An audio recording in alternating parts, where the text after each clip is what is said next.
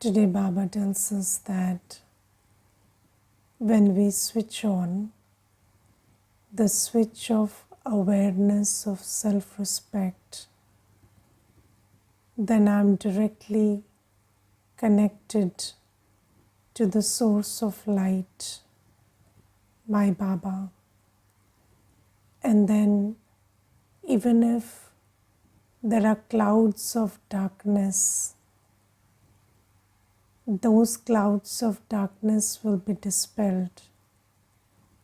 And not only will I be in light, but I will also become a lighthouse to spread the light around. And anybody who comes in contact with me will feel, the light and might from Baba. Now, how do you switch on the light of awareness of self-respect? So it's just one thought. How much time does it take to switch on a switch? Yes, so when there is a physical switch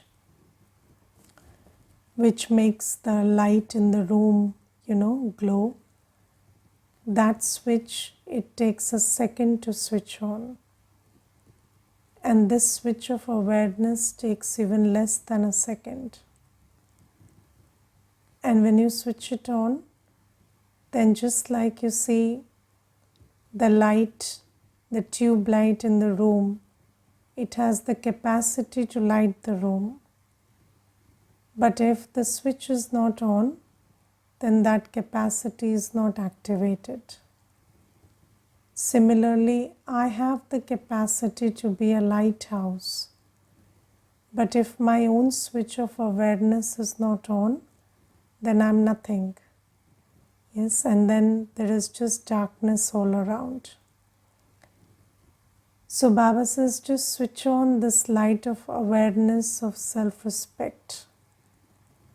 And what is this awareness of self-respect? So I was just thinking about,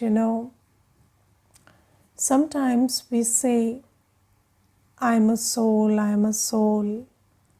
And there was this one sister, she had come for the course, and she told me that I have been on many paths and I have done some spiritual journey, and now I know that I am not a body, I am a soul. And then I asked her, what is the implication of that? So she said, maybe that I can rise above physical needs, which is I don't need, water, food. Or I said, okay, and can you stop breathing? So she said, but sages have done that also. I said, can you do it? So she said, no. So I said, but why transcend physical needs? Air, water, earth, fire. These are the elements of nature, and they are very happy to serve us. So we don't have to transcend these needs of food, water, and shelter. And of course, we have to regulate it, but we don't have to stop breathing, stop eating, stop drinking. Then, what is soul consciousness all about? Soul consciousness is about transcending body consciousness. And where there is body consciousness, there is the pull of matter and Maya. So there is this, there is not a symbiotic relationship between matter and the soul. It's a parasitic relationship, because we are exploiting matter these days, 5 elements are being exploited because there is body consciousness. But when there is soul consciousness, you transcend the pull of matter and Maya. So you neither exploit matter nor are you attracted to it.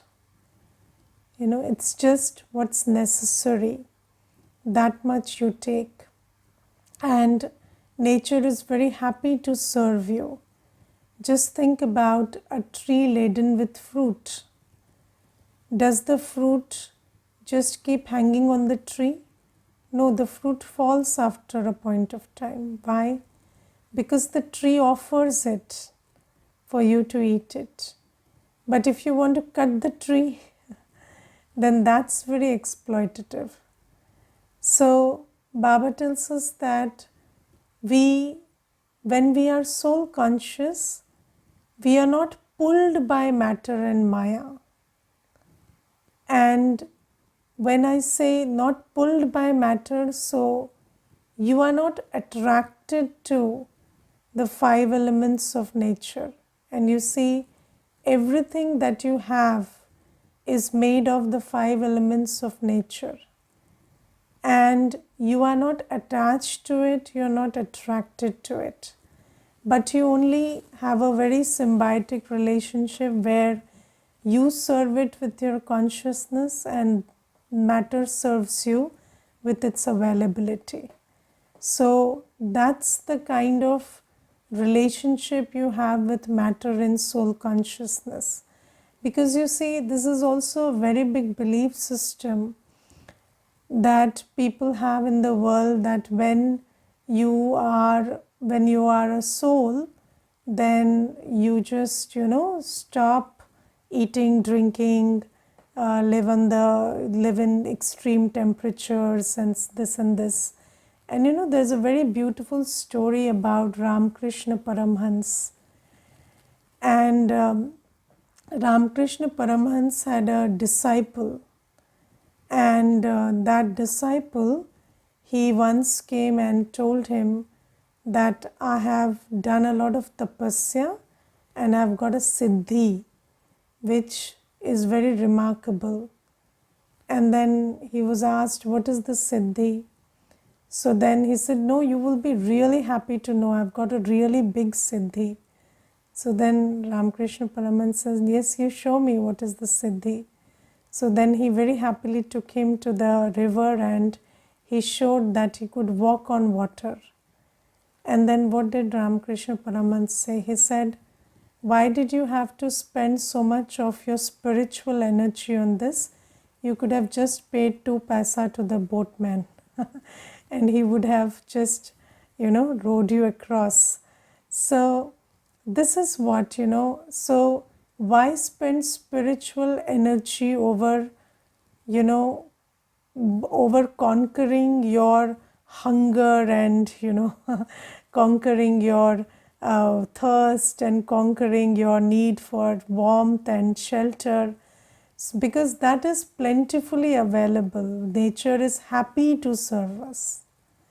We don't need to spend our spiritual energy and effort on that, because nature will be very happy to serve us. Nature is there to serve us. But Baba says, what you have to conquer is the pull of matter, the attachment or the compulsiveness or the subservience that you have with matter. And that is an aspect of soul consciousness. So when I'm a soul, I'm not pulled by matter. I'm above matter. Matter serves me. I don't run after matter. And you see, everything that you see through these eyes is made of matter. So when you are attached to something, or you're running after something, that's when you're pulled by matter. So soul consciousness means that you're not pulled by matter, and second, you're not pulled by Maya. So the 5 vices, they don't pull you. And You see, there are these pairs of opposites, life and death, fame and defamation, loss and gain, victory and defeat, heat and cold. So all these things, they don't affect you because you are above the pull of Maya. And what does Maya do? Maya always makes you, operate on this seesaw. Maya makes you climb on the seesaw of life and death. So when you're living, you want to die, and when you're dying, you want to live. And then when there is fame, you attach yourself to fame, and when there is defamation, you suffer a lot. So, you attach yourself to victory, and then defeat pains you a lot. Why does defeat ache so much? Not because it is defeat, but because you've attached yourself to victory. Yes, if you didn't have, you see, I remember there was this one person, and he said, I am very fearful now, but I was not fearful 10 years back. So I said, and what do you think is the reason why you're fearful today and you were not fearful 10 years back? So he said, I had nothing 10 years back. No home, no family, nothing that I had acquired, nothing that I had built. So there was nothing. So I was unafraid. And now I have everything. So I'm afraid of losing it. So I said, no, you are not afraid because you have everything. You're afraid because you're attached to the everything that you have. And he said, but when you get something, you get attached to it. So I said, yes, because you live life unconsciously. But if you have everything, but you're not attached, then you're not afraid of losing it. You don't mind when there is a loss. So he said, oh, I never thought about it like that. I thought maybe, I have to leave everything to again overcome fear. So I said, no, don't leave everything, just leave attachment. And that is what Baba teaches us. Baba says, this Maya is always making us climb on this seesaw. Gain, attach yourself to gain. So you see, Maya's weapon is not loss. Maya's weapon is gain. Maya makes us first gain everything. And then we attach ourselves. And then when there is loss, we suffer. And Maya's weapon is attachment to gain. So when there is gain, then Maya makes you feel, like you are feeling good because you have something. And then this programming is something that, so how do you leave attachment? By being soul conscious. When you know that, you are a soul, and from moment to moment, everything stays there, but you move on. You are a soul and you are on a journey. So, whatever you have right now is part of your present context. But if you want to go ahead, you cannot take everything the way it is right now with you. You will have something else tomorrow, but you will have to leave this present context. Those who journey, they cannot carry a lot of baggage. They have to keep their baggage light. So similarly, when you understand I'm a soul, I'm on a journey, then you know that you have everything, but you can't afford to get attached. Because tomorrow you will not have this, you will have something else. So, and your purpose is to move ahead. Your purpose is not to get stuck anywhere. So whether it is good, whether it is bad, do you know the person who is on a journey takes very good care that he doesn't get attached to the good, doesn't get attached to the bad. When there are travelers even if they find a very good family, a very good place to live in, they won't build a house there, because they know I'm a traveler. That's my identity. So even if it's good, don't stay there. Even if it's bad, don't stay there. So that's the consciousness of a soul.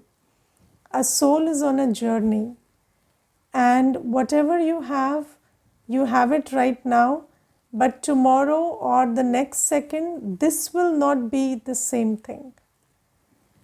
And when you know that, then you know that everything is temporary. The fame is temporary, the defamation is temporary, the loss is temporary, the gain is temporary, the victory is temporary, the defeat is temporary, the death is temporary, the birth is temporary. And when you know that, you have this body right now, okay, but you will leave this body, you will take another body. So this body is temporary. So when you know you are a soul, you are a traveler, then there is no attachment. And that is why soul consciousness means there is no pull of matter, there is no pull of Maya. Because you see, matter serves matter. You have a body which is made of matter, so that body will be served by matter, because the body is a part of matter. But you don't need matter. Do you need matter? You are above matter. And the body is a part of matter, so matter will serve the matter. It doesn't happen so the body is made of matter, and the 5 elements of nature will serve the body because it is a part of matter. So you don't have to get attached to matter, because the matter will serve the body happily because it is made of matter. And then you don't have to attach to Maya, because you are a traveler, and whatever you have right now is temporary, and next moment you will not have this. So whether it is good, it is bad, it is it is heat, it is cold, whatever. So people want heat when it is cold, people want cold when it is heat. But if you know that this is only for a limited time. So have you understood the limited time offer? So when something is on offer for a limited time, you enjoy it. And when you think you're stuck with it, you start finding faults with it. So whatever you have a limited time offer. So when you're soul conscious, switching on the switch of awareness of self-respect means rising above the pull of matter and Maya, and knowing that you are a soul and nothing really matters. And then the second thing about the soul that Baba tells us is, what are you like? So the soul is peaceful, loveful, joyful, stable, still, silent. So you come to that frequency. And then Baba says that when you switch on like this, then you see the soul has a connection with Baba which is eternal. But we lose that connection when we are body conscious. So the moment you're soul conscious, that connection is restored. So when you're soul conscious, your world is Baba. And you start feeling how it feels to be in Baba's lap. You start feeling the peace, the light, the might that Baba is giving you.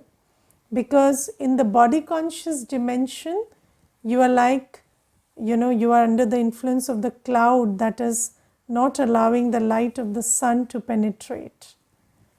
But as soon as you switch to soul consciousness, you start drawing the light.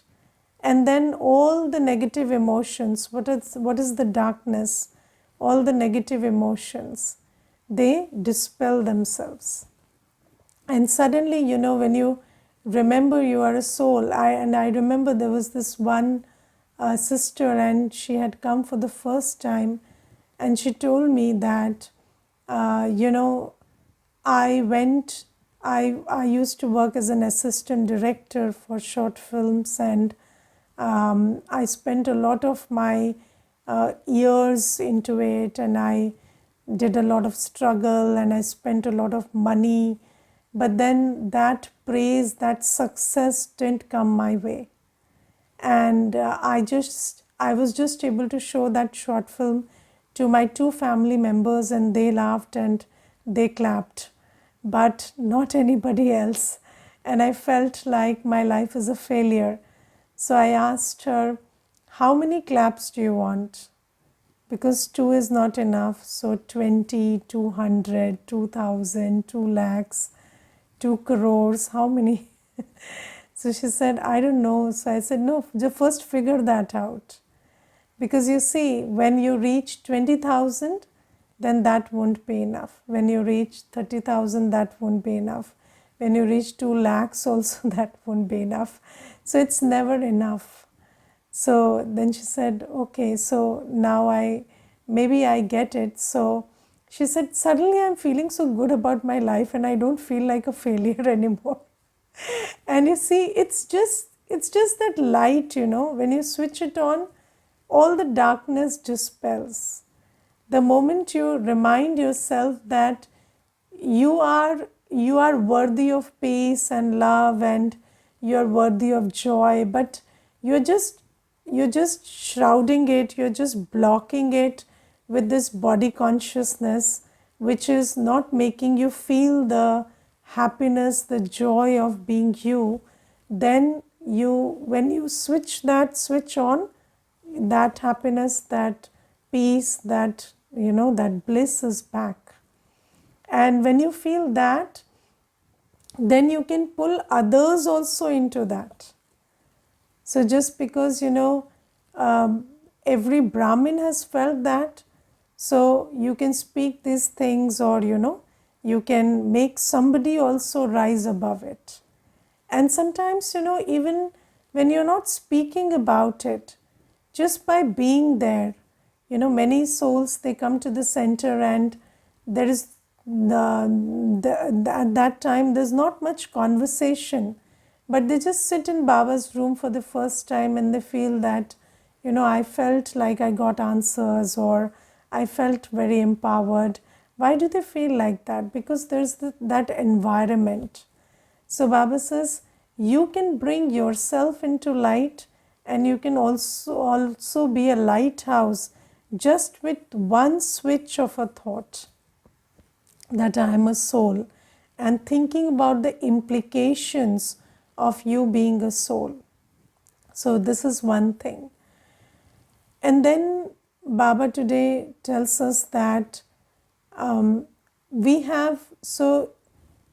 always tells us, have all relationships with me.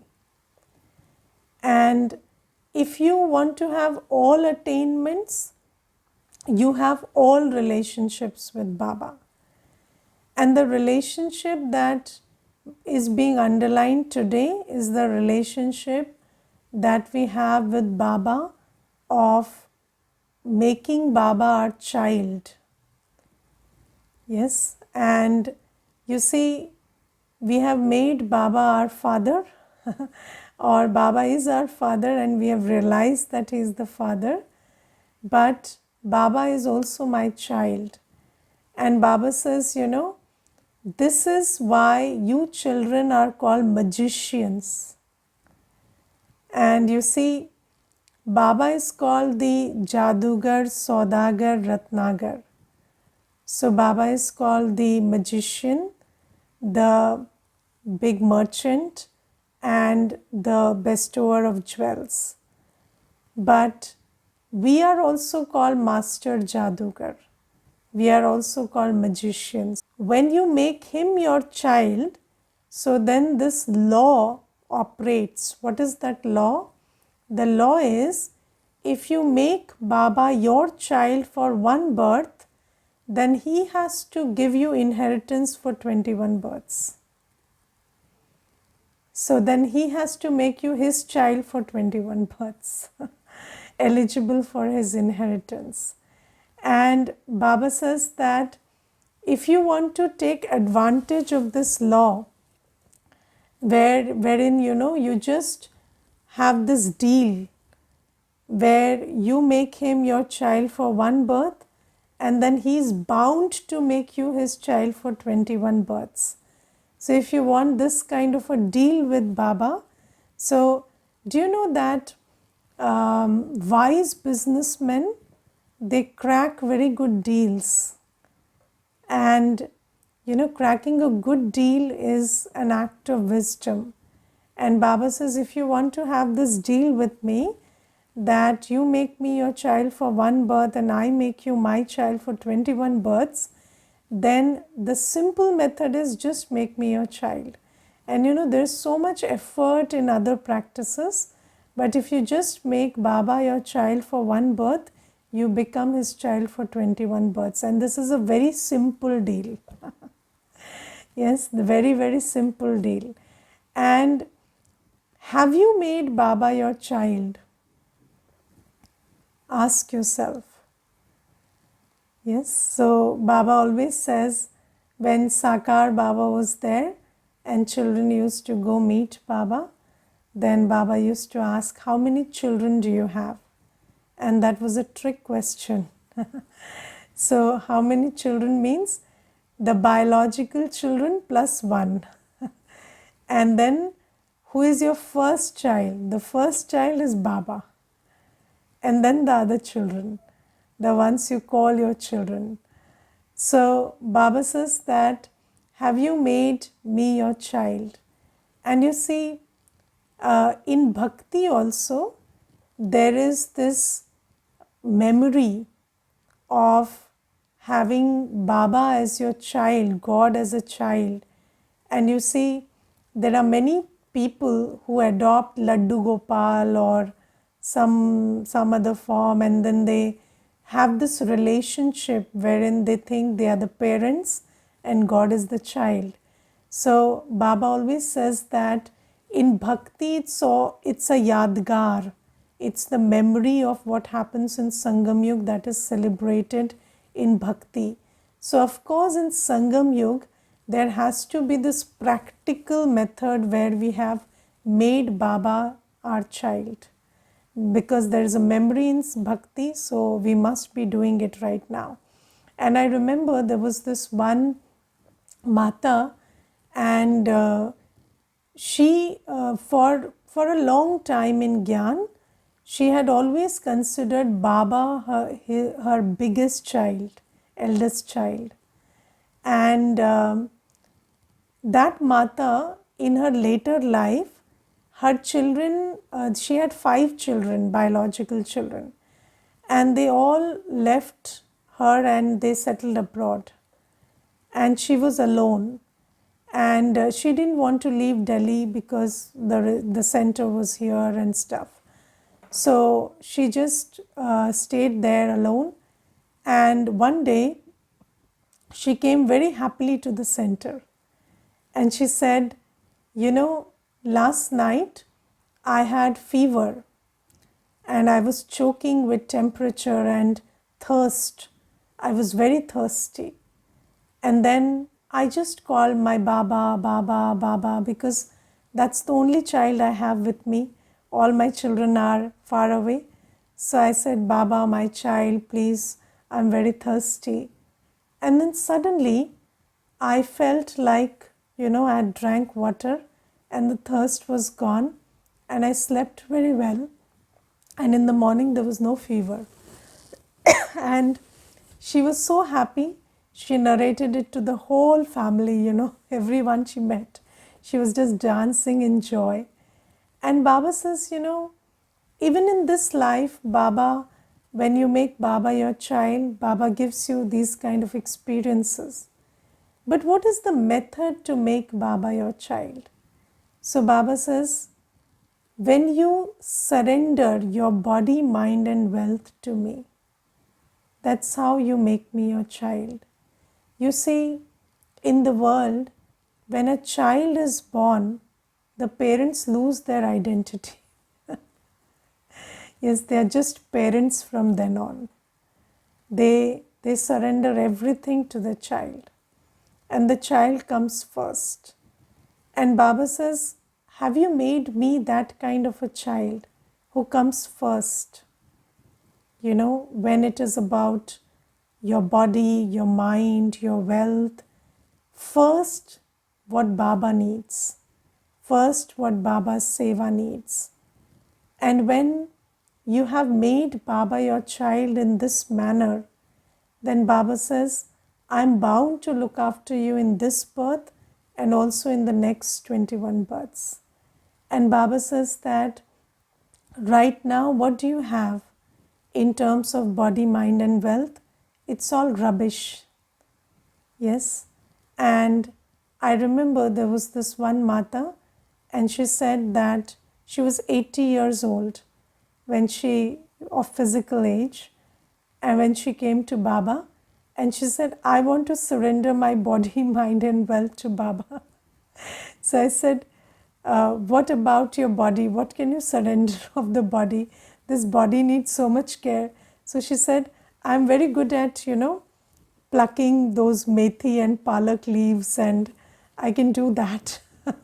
So, she could do all the cutting, chopping, and everything. And at that age, she couldn't do much with the body, but she surrendered her body. And with that, in her final moments, she had so much contentment because she felt like, her whole next 21 births are taken care of. She had that contentment because she had surrendered. So Baba says, at this time, whatever you have is pretty unworthy. So, you are not able to even keep a human relationship alive with this body, mind, and wealth. But Baba says you can forge a relationship with Baba based on this. So if you surrender completely, and Baba says when you do that, then you surrender the rubbish, but I give you the mastery of the world. And this is a very good bargain.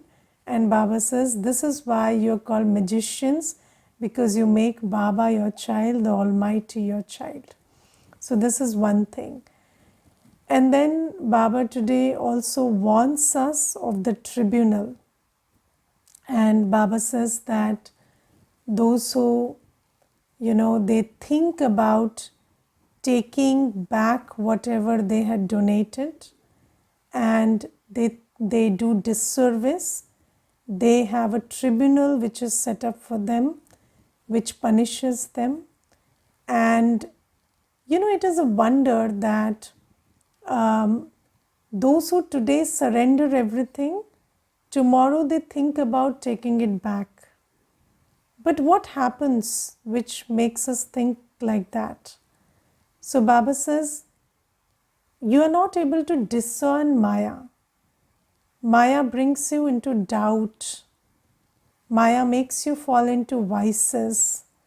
So, when there is the vice of ego, vice of lust, vice of desires, or there is the vice of, greed or anger, or there is this, lack of faith because you're listening to somebody who doesn't have faith. And then your buddhi also becomes tainted by that sense of doubt. So kusang and vikar, bad company and vices, are primarily the reason why we fall like that. So Baba says, be very wary of kusang and vikar. But how do you become wary? When you study well, when you have good yoga. Only then will your intellect be able to discern this is bad company, this is good company, or this is vice and I don't have to fall into the trap of that.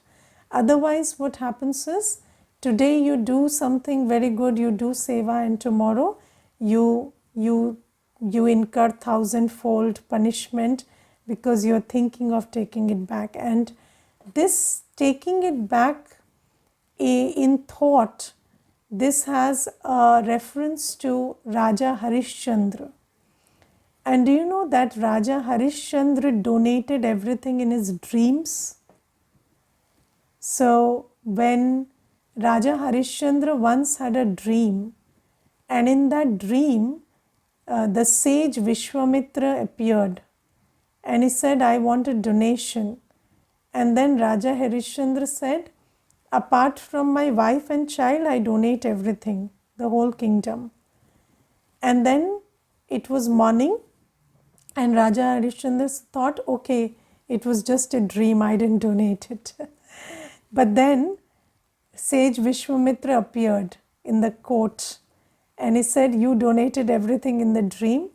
And then Raja Harishchandra didn't say it was only a dream, he abided by it.